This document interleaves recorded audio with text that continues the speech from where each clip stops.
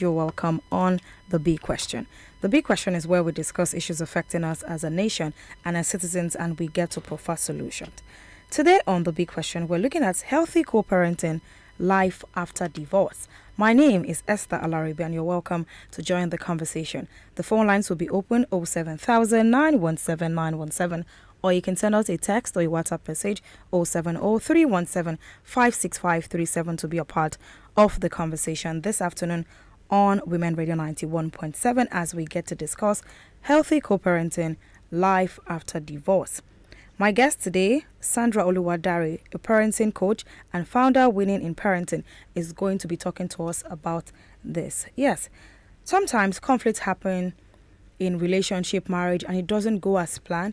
And at some point, these partners would have to go separate ways. There are children in this conversation for some relationship, and the care, well-being of these children must be taken into consideration. That the parents are having conflict doesn't mean that the children should also suffer it. There are different ways, different methods that people have come up with in recent time. Different research and studies have shown that there are ways that children can still grow up, develop, and still not be bruised as adults when they grow up based off of their experience or how they were raised or how their parents were made to be separated and it affected them. So this is why we need to have these conversations, because in recent times we get to see people leave marriages and it happens for different reasons. It happens for different reasons. For some people, finances might be one reason why they had to separate. For some other people, not having the same value is one thing. Domestic violence, there's so many reasons why a woman or a man would decide to be away from their partner and officially get a divorce. So there are so many reasons to it. Let's open our minds up to these things that they actually do happen. The phone lines will be open 07000 917 917, or you can send us a text or a WhatsApp message 070 We have Sandra Oluwadare joining us this afternoon as we get to discuss healthy co-parenting, life after divorce. Good afternoon, Sandra. How are you doing today? Good afternoon. I'm doing well. Thanks for having me. Thank you for joining us this afternoon. You're welcome. All right. So going into the conversation without wasting much of our time, you can listen live at the website www.wfm917.com. Download the mobile app to listen live, WFM 917. So, yes, Sandra, in your own words, how would you define healthy co-parenting? Thank you for that question, Esther. So healthy co-parenting is, when two parents who are no longer romantically involved are raising a child or a set of children. So these people were once partners, they were once a couple, but as it is, they are no longer involved romantically, but then children are already in the picture. So that act of raising these children is co-parenting. Then when we're talking about healthy co-parenting, here we're putting the well-being of the children into consideration. So everybody's not just going on their own path. Here, both parents are, thinking about the best interests of the children. They contribute their own quota to ensure that the child still grows up in a loving environment, even if they do not necessarily live in the same place, in the same home. They ensure that they do their best to see that the child doesn't suffer emotionally, physically, and mentally. So this joint decision, all right, has to be made by these two people, these two parents, all right, to ensure that when it comes to the child, nothing is compromised. When it comes to the well-being of the child can still thrive. The child can still enjoy the good things of life. So even as co-parents, if you don't necessarily agree with each other, we are not concerned about that. If you say you want to be healthy co-parents, it means that you are looking away from all of that differences that you share, and you are focusing on making decisions that will, work towards the well-being of the child. So basically, that's healthy co-parenting. It's one thing to be a co-parent, and it's another thing to be a healthy co-parent. Yes. Interesting. So you can actually co-parent, and the Yes. co-parenting might not necessarily be healthy for that child. Yes. Some co-parenting situations are very toxic. I see. I see. Yeah. Well, so I'm glad that we're having that conversation, because it is possible. I mean, somebody might be listening now and just assume that, okay, yes, my partner and I, or my ex-partner and I, we get to hang out with the kids, we get to talk to them, we get to hang out and all of that. And you think that is all. But one thing I've come to understand is the fact that children in this generation are very, very smart. Trust me, they see the things you don't want to talk about, or the things you try to hide away from them, and they see Yeah. these things. So how can one intentionally foster that healthy co-parenting in a way that you are not lying to the child, but you are also telling them what they need to be told for their age appropriate information, so that they don't just take it? Because I know of some adults who were raised by parents who were separated, and you realize that that child is now an adult, and they are now hitting on one parent because they felt that that other parent was not always available. But that parent, if you talk to the parents will probably tell you how they were always the one responsible financially, but they didn't have the time and all of that. Yeah. Okay. Thank you. So, when it comes to co-parenting, once both parents are not um, parenting from the same location, which is the home, uh, in this regard, it's important that we understand the people we are dealing with. And I'm talking about the children. Children, like you Yes. said, are very smart. And, especially when divorce is in the picture, it affects children greatly, especially the ones between the ages of 3 and 15. The impact is usually very huge around this age range. So, for you not to set yourself as a co-parent, for you not to set yourself up for failure or to fall out in your relationship with your child, you need to be very conscious of the kind of information that you're going to divulge to the child. I know that for that parent, you might be pained, you may have gone through a lot and all of that, but telling the child things that are not age appropriate would not do justice to the situation. And like you said, you find that we have people who grew up from this kind of background, and then at the end of the day, they hate the other parent. It all starts from here. So you don't need to go telling the child how wicked this person is or how terrible this person's behavior is. Avoid divulging unsuitable details to the children so that you don't end up confusing them. Because the truth is, no matter how you hate your ex, no matter how you hate your child's other parents, they still remain your child's other parents. That's not going to change. So poisoning the child's mind or placing so much blame on the other parent just because you want to come out clean or you want to appear as the best person in the picture will not help the child, not even you. It won't help the child at all, because there's still going to be life after that phase. I mean, the child is going to grow up. The child will have to deal with his trauma, and the child will have to deal with his relationship with the other parent. So we want to have a holistic view of all of this before we begin to divulge unnecessary information to the child. Just tell the child what he or she needs to know. You don't need to assign blames. Of course, if the child is very mature, children are very smart. They can see what you're not even telling them.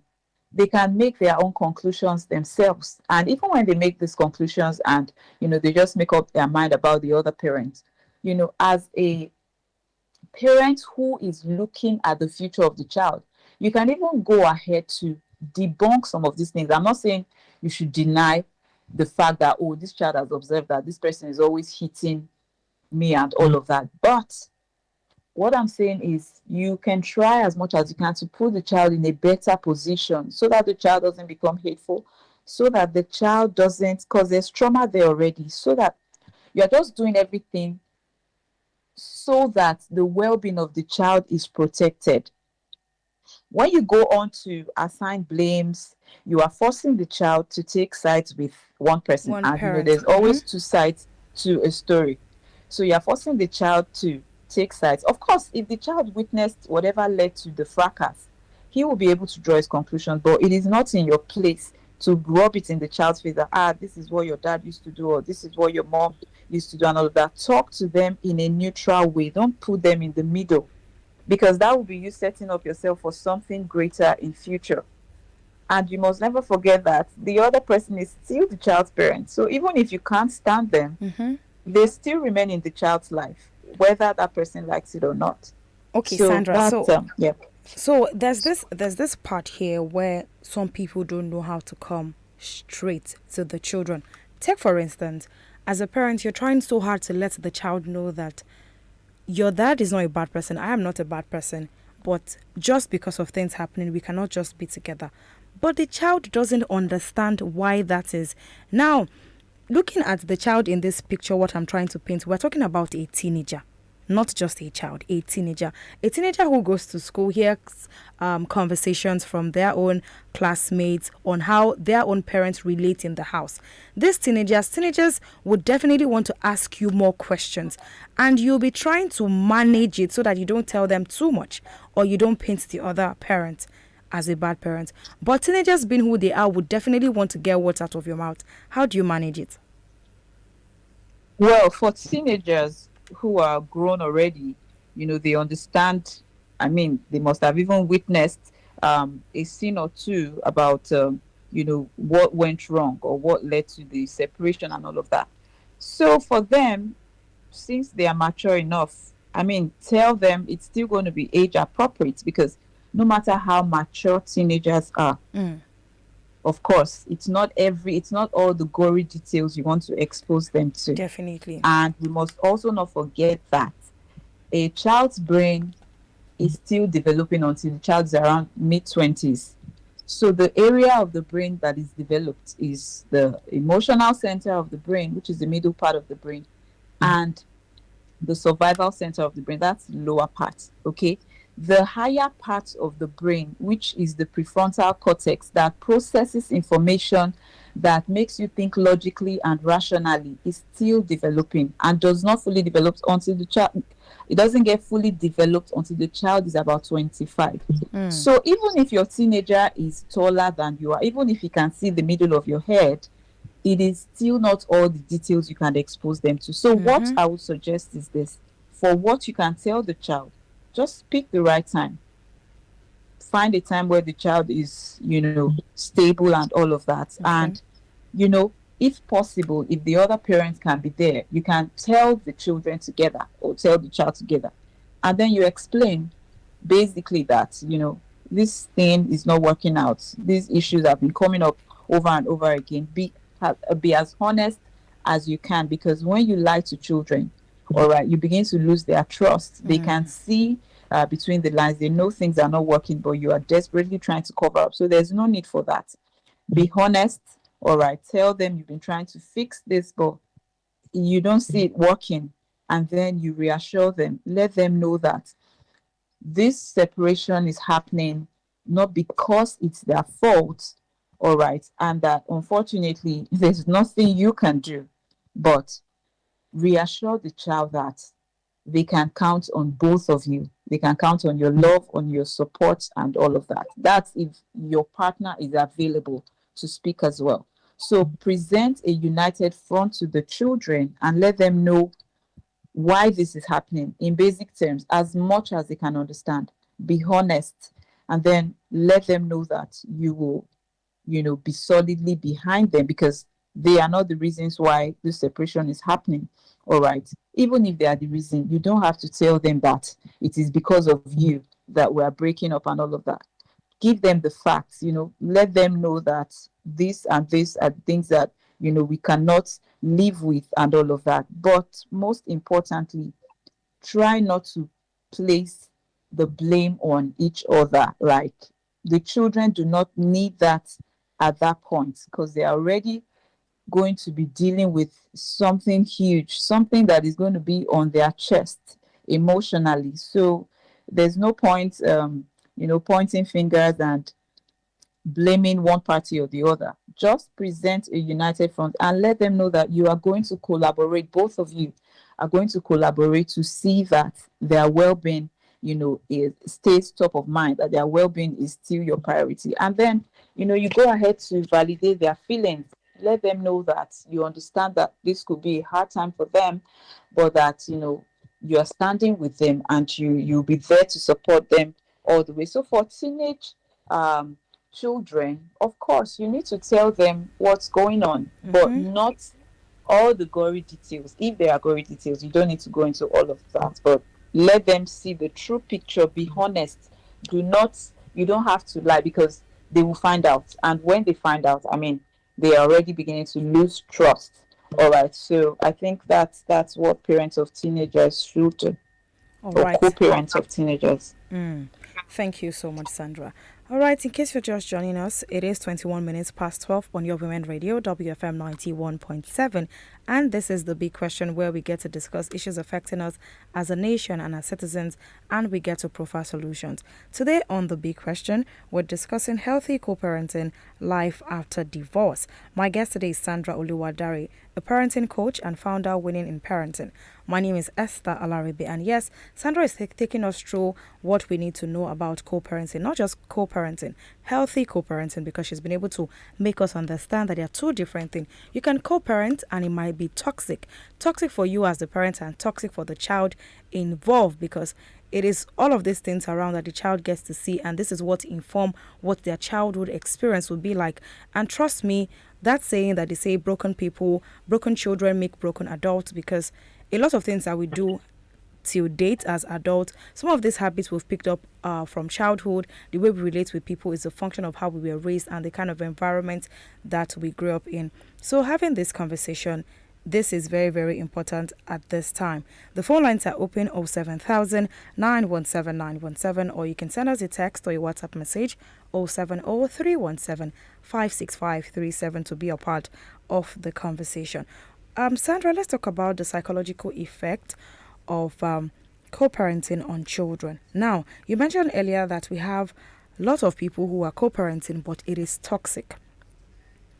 Looking at the Yeah. fact that some people try to blame, not necessarily directly blaming the children for what did not work in that relationship, but the children get to see that parent that they spend more time with as always bitter, always complaining, always looking frustrated, always complaining about the things. How if your mother was here, things would have been better. If your father had not left us, and all of those kind of stuff. And these things, unconsciously, they are dumping in the minds of these children. And that's why you see some people till date, you hear people say things like, oh, after what I experienced with this, I don't want to go that way. It might just be a social norm, something that people have come to know as the normal thing to do, but they just will not want to find themselves in that situation based off of the things that they've seen already or heard about. Hello, Sandra, can you hear me? Hello, Sandra, can you hear me? Hello. Yes. Can you hear Hello. me? Can you Okay, hear me now? Esther. So your Yes. question, what was your question again? Yes. So I I'm think the line was okay. okay. Can you hear me clearly now? Yes, I can. Okay. So great. I'm talking about the psychological effect of toxic parent or toxic Okay. co-parenting practice on the children. Okay. Parents, yes. Parents trying to blame their children for the things that are not working or why that separation happened, or trying to not necessarily paint the children as the ones being responsible, but telling the children, oh, please, my life would have been better if you were not here. I probably would have just moved on without any baggages and stuff like that. Yes. So thank you, Esther. So this is one of the most damaging things that can happen to any child. Rubbing all of this in the child's face, blaming the child.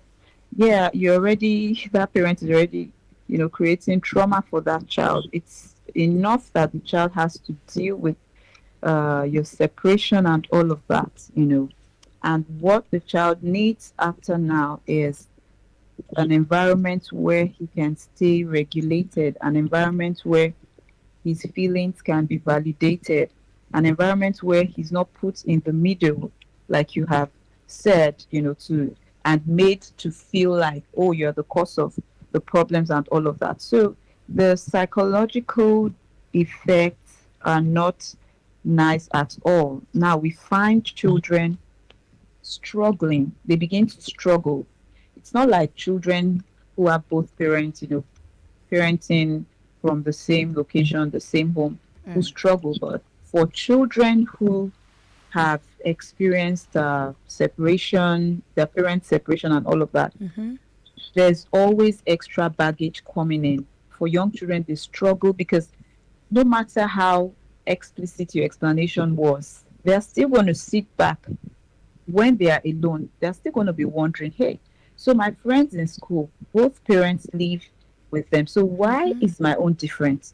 Do you understand? They Yeah. will still sit into themselves and ask themselves these questions. And that's why the parents must be there to validate their emotions, at all times.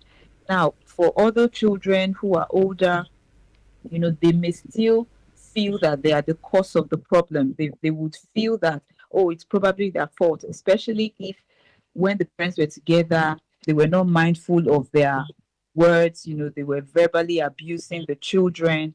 These children will sit back after the separation and still feel that, no matter what mommy says, I still think I'm responsible. And then you find that sometimes children become angry. They just, that anger just comes and it begins to affect different areas of their lives. You see some of them getting into risk-taking behaviors, like going into vices. They begin to get sexually promiscuous and all of that. They begin to engage in risky behavior. It's not like that's what they want to do, but Yeah. they cannot just get a full grasp of what is going on, especially since they see other children coming from a home where two parents are available to parent them. It also goes down to affect their academic performance because you find them daydreaming. I mean, they're in class, but their mind is elsewhere. They are thinking, Mm-hmm. of Something else. other things. Why is this happening? And then it degenerates into behavior problems. You find children, becoming impulsive in their behavior. They overreact.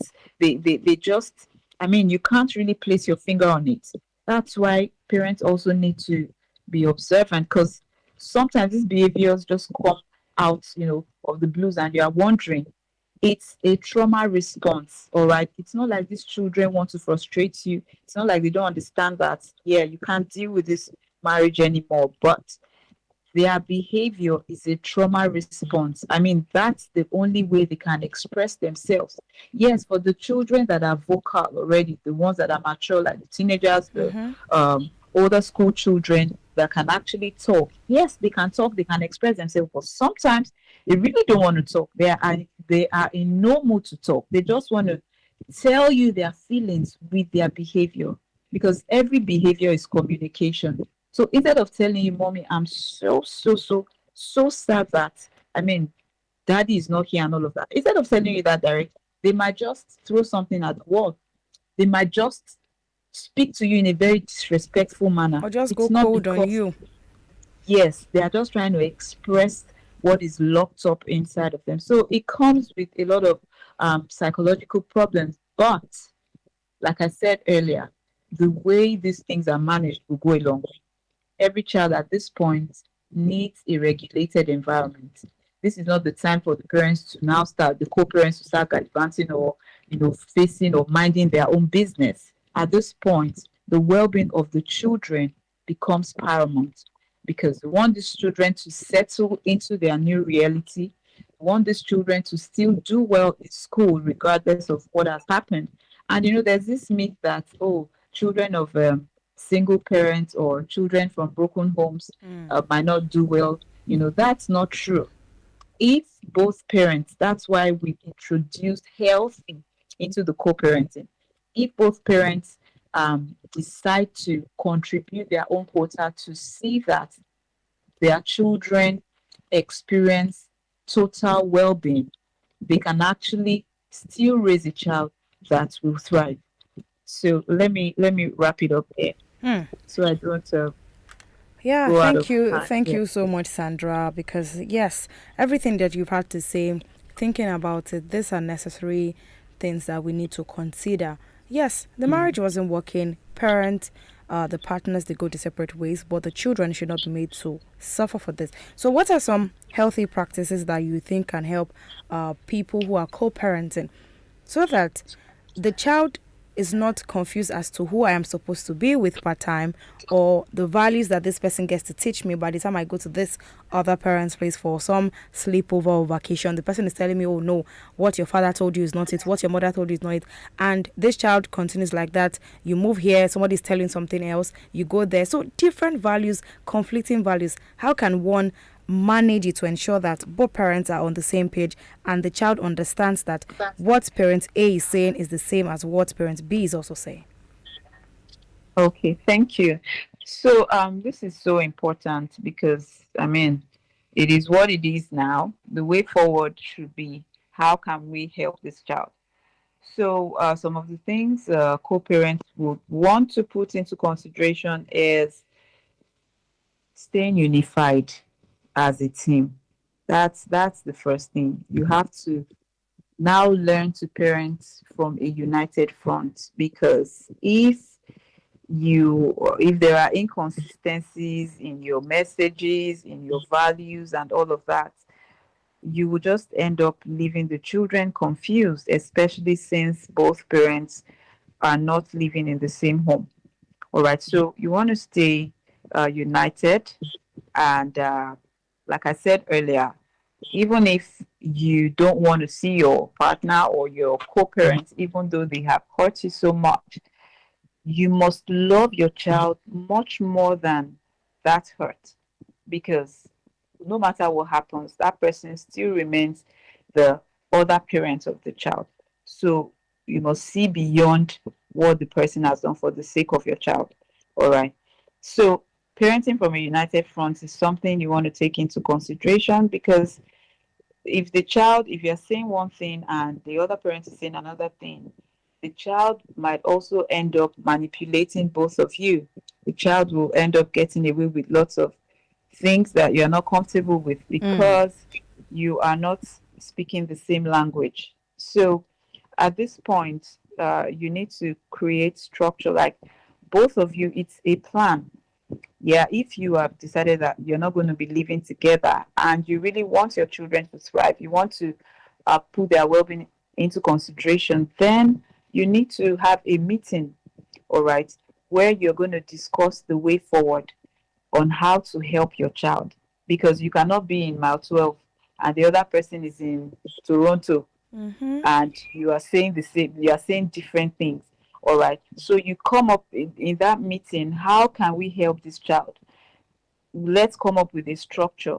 Your values, yeah, okay, so maybe one of the things that even caused the separation was the fact that your values do not align. But at Mm-hmm. this point, these are the things that need to be brought to the table. They need to be documented, because you don't want to end up raising children who will be confused and who will use your own words against you by manipulation.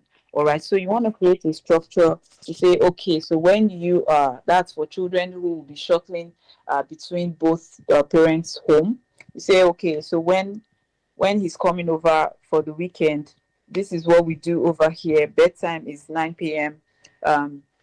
For social life, these are our social rules. These are our screen time rules and all of that. He doesn't do this. He doesn't take ice cream on weekdays and all of that. Like, both of you have, I mean, that's the least you can do for the child. You have to come together to say, this is what we are going to be doing, so that there's going to be one voice. All right, when the child is at each of the parents location, and then the children also know that you are speaking the same language. All And then right. another thing you want to do is to, use tech to your advantage. There are times where the mom may be so good with handling the child, all right, and then when it's time for the child to go to the dad's place, oh, the child has football practice, daddy forgets.